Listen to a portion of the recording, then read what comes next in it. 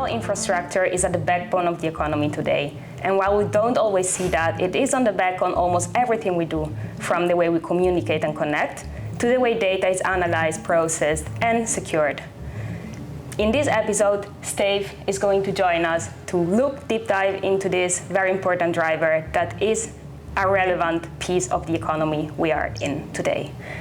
So, Steve, what are the most important trends that you observe into this space? Well, anyone who's looking at financial markets and following the financial news will know that artificial intelligence, or AI for short, is the hottest thing on Wall Street. People are very excited about the boost to economic productivity it will bring, and also maybe the acceleration of scientific discovery. And enterprises, companies are also very keen on investing in that important trend.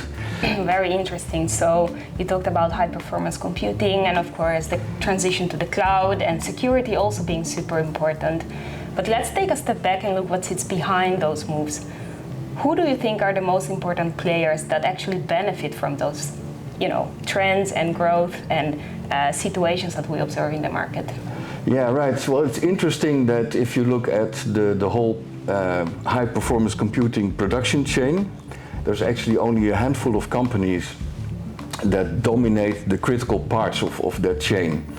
And they are capturing most of the value currently. So all these investments, these hundreds of billions of dollars that are being invested, these companies are clearly the most or benefiting the most from all that spending. And then you have to think about the manufacturers of high-end chips, but also high-end processors and accelerators that we briefly touched upon earlier. And so that is currently the situation. But we expect that the demand for inferencing, which is basically getting useful insights from all these AI models, and that can be used commercially, that is going to take off in the near future. And the group of companies that is really going to benefit from that are the hyperscalers, or the giant cloud providers, which provide the scale and the flexibility to run these models efficiently. So that is an important category. And when we look a little bit further ahead, we think that the momentum will gradually shift from those companies that really provide the infrastructure to companies that actually adopt AI to improve their own products and services. So that is how we look at the opportunity in this team currently. So Steve, why now? Why now? Well, it would be disingenuous to say that this trend is just taking off and that you're at the right time to benefit from it. Obviously, this market has already gone up quite a bit since ChatGPT came to the fore.